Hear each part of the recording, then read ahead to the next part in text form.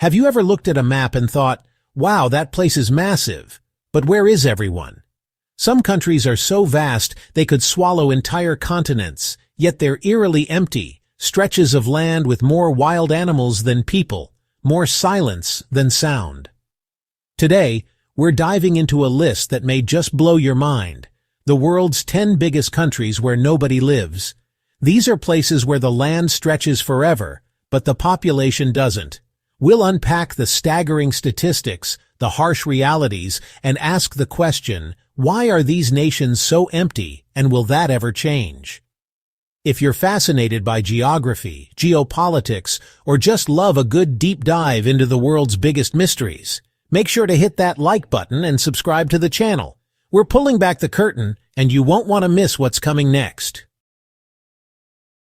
With a population density of just 17 people per square kilometer, Argentina spreads 47 million people across a massive 2.78 million square kilometers. Most of the population is crammed into Buenos Aires and a few urban areas, while the rest of the country, especially Patagonia, is largely empty.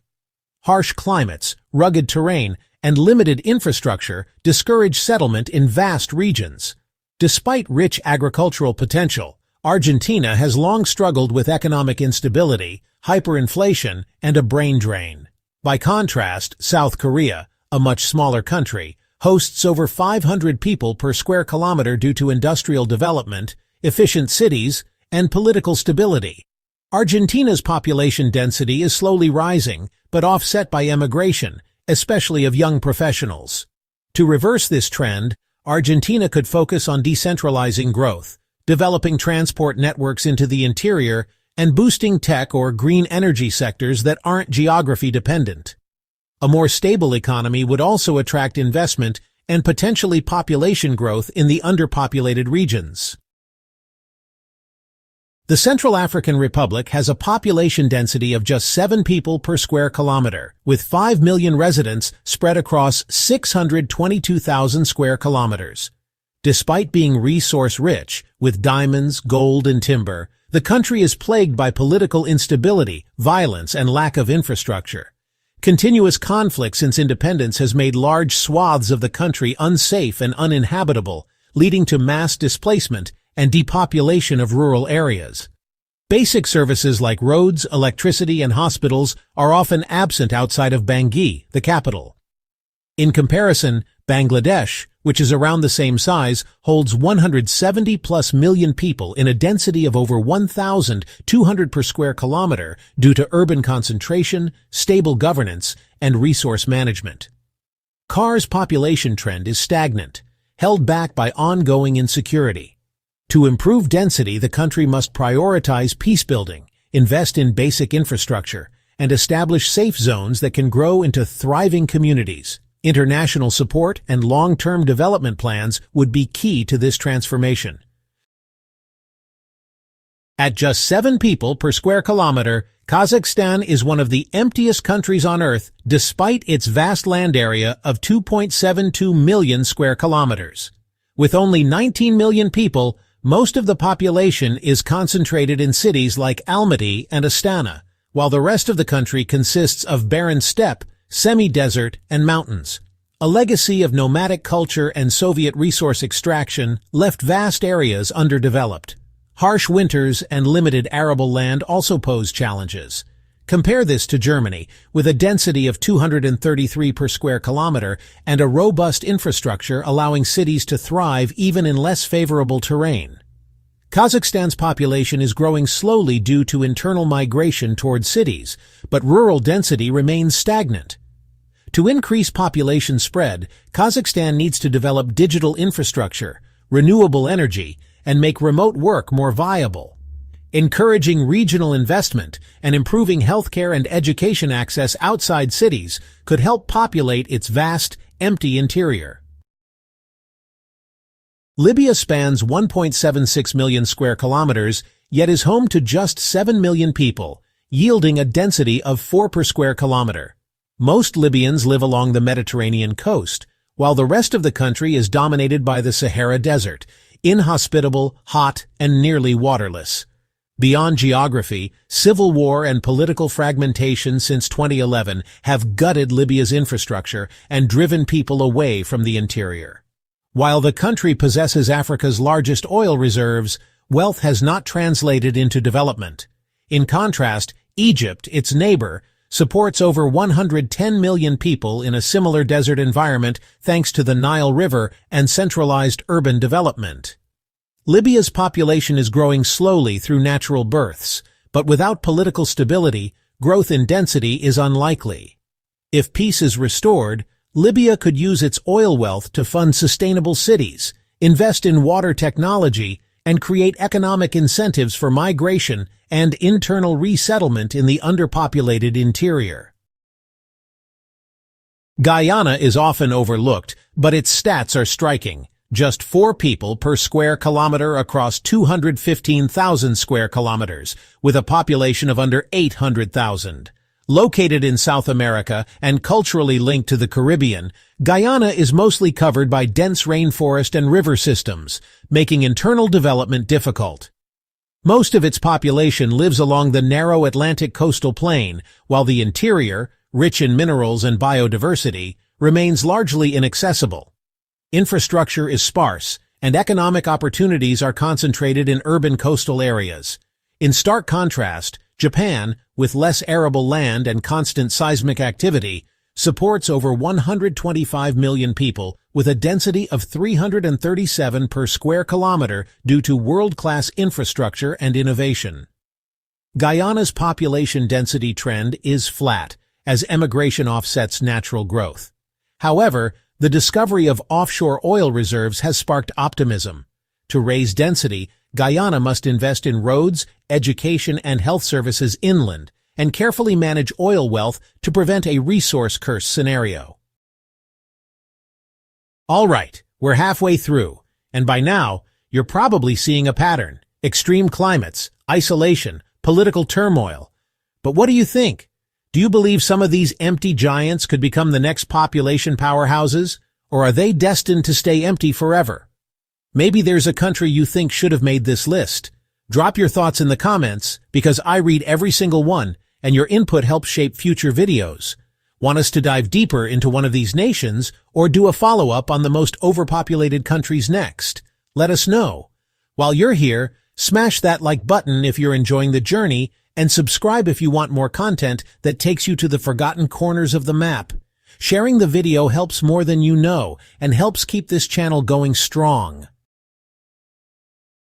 Despite being the second largest country on Earth at 9.98 million square kilometers, Canada has a mere 40 million people and a density of 4 per square kilometer.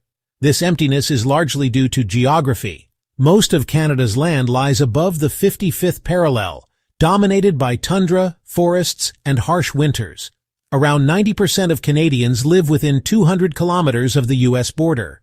Urban hubs like Toronto and Vancouver are dense, but vast provinces like Yukon or Nunavut are practically deserted. Compare that to the United Kingdom, which fits into Canada over 40 times, but has 68 million people at 275 per square kilometer. Canada's population is rising thanks to immigration, but its internal density remains unbalanced. To address this, Canada could promote northern development using clean energy, remote tech jobs, and subsidies for businesses willing to settle inland. Better Indigenous partnership and environmental planning will also be critical if Canada wants to populate its wide-open spaces more evenly. Australia covers 7.69 million square kilometers, but hosts only 26 million people, giving it a density of just 3 per square kilometer. Like Canada, its population is highly urbanized, mostly clinging to the coastal cities, Sydney, Melbourne, Brisbane, while the outback remains desolate. Much of the interior is arid or semi-arid, with limited water, making agriculture and urbanization difficult. The country's colonial history and sparse infrastructure outside cities have also contributed to the emptiness.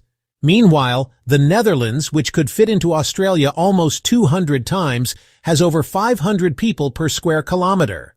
Australia's population is growing steadily through immigration, but density remains heavily coastal.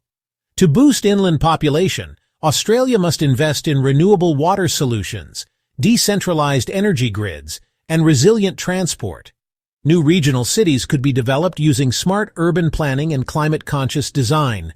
The government already has pilot programs like inland rail and regional migration incentives, but larger investment is needed to shift the population map. With just 3 people per square kilometer, Iceland is one of the most sparsely populated countries in Europe. Home to only 375,000 people across 103,000 square kilometers, most Icelanders live around the capital, Reykjavik, while the rest of the island is dominated by volcanoes, glaciers, and lava fields. The terrain is dramatic, but not particularly livable. However, unlike war-torn or developing nations, Iceland's low density is by choice and geography. The country is wealthy, safe, and technologically advanced. Compared to Taiwan, a mountainous island of similar size that holds over 23 million people, Iceland's density is minimal. Its population is slowly rising, largely due to high living standards attracting migrants and returning expats. Expanding geothermal energy, which Iceland has in abundance, could make rural areas more habitable. Incentives for remote work and digital nomads could also help increase density outside the capital, especially as Iceland continues to invest in internet infrastructure and green living.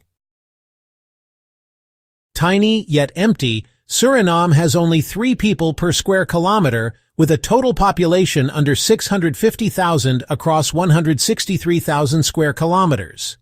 Like neighboring Guyana, Suriname is heavily forested, with most of its land covered by the Amazon rainforest. The population is highly urbanized, with the capital, Paramaribo, holding over a third of all residents. The interior is practically untouched and often only accessible by boat or small aircraft. Infrastructure is minimal, and historical underinvestment in rural development has kept population growth confined to the coast. In contrast, South Korea, though much smaller, has nearly 52 million people. Suriname's population density trend is flat, with slow growth and steady emigration. However, recent oil discoveries could change that. To prepare, Suriname should channel revenues into national infrastructure, education, and healthcare, particularly in the interior.